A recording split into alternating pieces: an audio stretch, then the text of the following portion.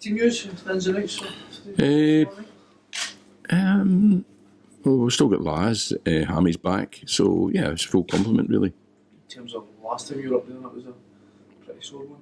Aye, I mean, it was probably one of the worst ones, but we went there with a sort of depleted squad and all the experience we're missing. If you remember, the following week, all the experience went back in the team and we had a great result at home. So, we kind of discount it a wee bit in that respect. So we've still got to go there, and we've not done well against them. We could be here against them as well, so we've not got a good record against them. So, we know it's going to be a difficult game. In terms of the results of the last couple of weeks, obviously haven't gone the way you want, but given where you were at the end of the season, at the beginning of the season, is there a sense that you've done the hard part? Guys, no, I don't think that at all. I think, the Aberdeen game, slipped away from us. We were 2-0 down before the game had even started, and I don't think they kind of played their way to 2-0. It was kind of, stupid penalty and then a poor goal from our point of view.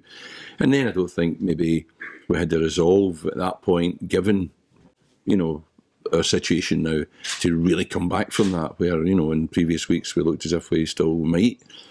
On Saturday, the game should have been up and dusted and done, by half-time. We should have been 3-0 up by half-time. We made some great chances and somehow conspired to be losing 2-1 at half-time. Second half was a bit of an end-of-season game and we huffed and puffed but never really created much, So it's not a case of them down in tools. It's more just a case of,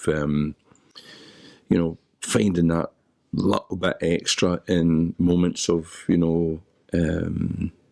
sort of watershed moments in the game. Maybe that's not quite there at the moment. So I suppose the important thing from our point of view would be to gain advantage, maybe to get the first goal.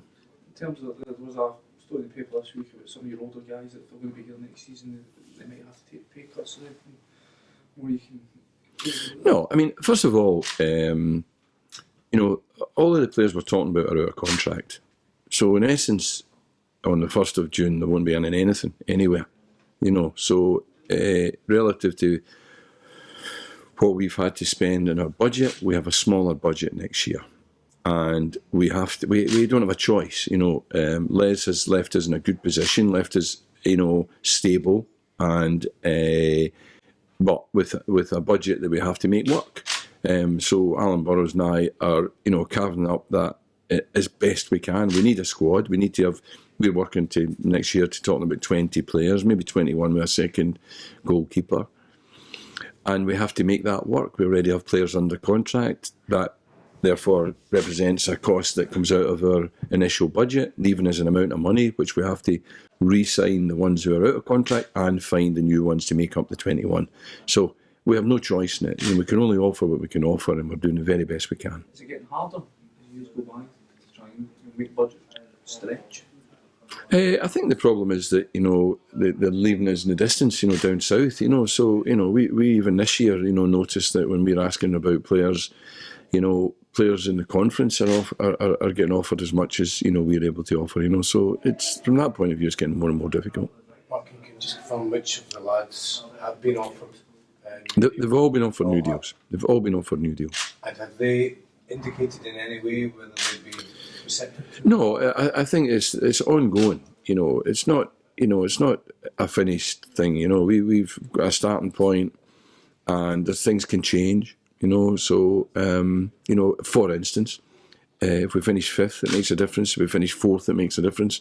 And we'll factor that into the offers that we can make them, So there are variables that will still be resolved. Is that the carrot for these guys, the guys that haven't get perhaps the same projects you're on this now, that if you finish 4th? Yeah, definitely. We've made that clear. This is real. It's not imagined. It's not... a kind of figure that we've plucked out of the air. There are real numbers that we can put to this, and those numbers are affected by whether we finish 6th, 5th or 4th. So what they've been offered at the moment is just a starting point?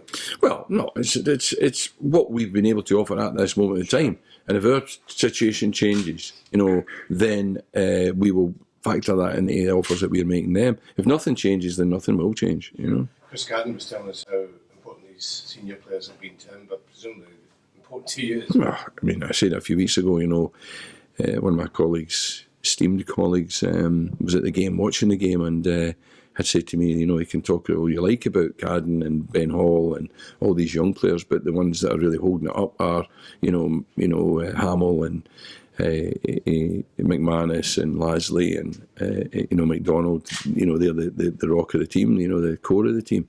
So I absolutely have no doubts that they're important to us. But I reiterate, we have a finite amount of money, and it's all we have. We can't let the club go bust. We can't wait to January by, giving people contracts we can't afford, and in January we can't pay anybody's wages.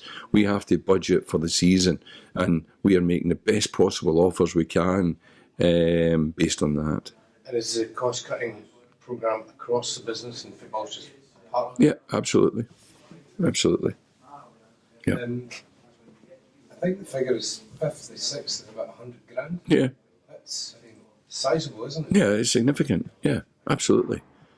On our budget, it's kind of, 3 players almost.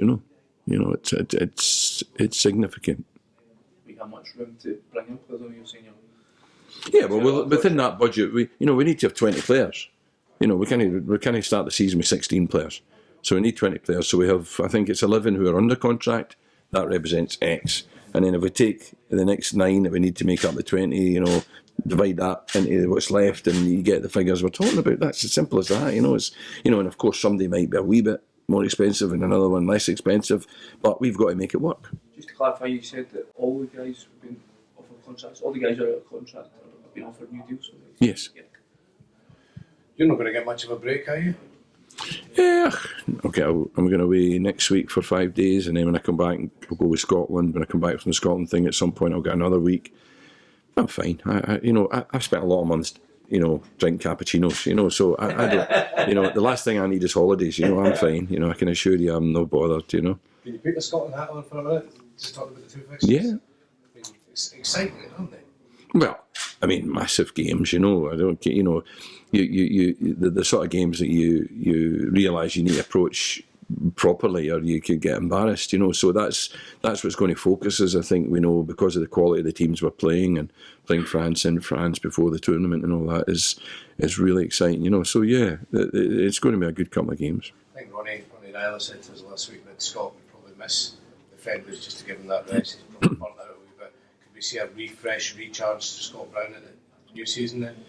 I think Gordon has, always shown that he is sympathetic towards the clubs and will respect, the needs of the players and the clubs, and not just Celtic. I know that, for instance, Aberdeen and Hearts start pre-season training something like the 13th of June, So their boys, will finish and have a few weeks, and they will be back in it. So, Gordon will take all that into account. We've got a meeting on Thursday morning to finalise the squad, and all of these things will be taken into account. Gordon will be talking to the clubs and getting their feelings on it, and talking to the players, of course, themselves, and will certainly do nothing to impair the chances of people like Scott Brown having a full season next season, not only from the point of view of the Champions League and Celtic and all of that, but from Scotland as well, because we start another campaign. There's an experimental sort of edge to the last squad. Do you think there'll be something similar this time, or will you have a more... I think Gordon will pick his strongest squad he can, and some of that will be as a result of what we saw in the other 2 games, so, it won't be so much experimental as, the outcome of the experiment that we possibly had then. Yeah.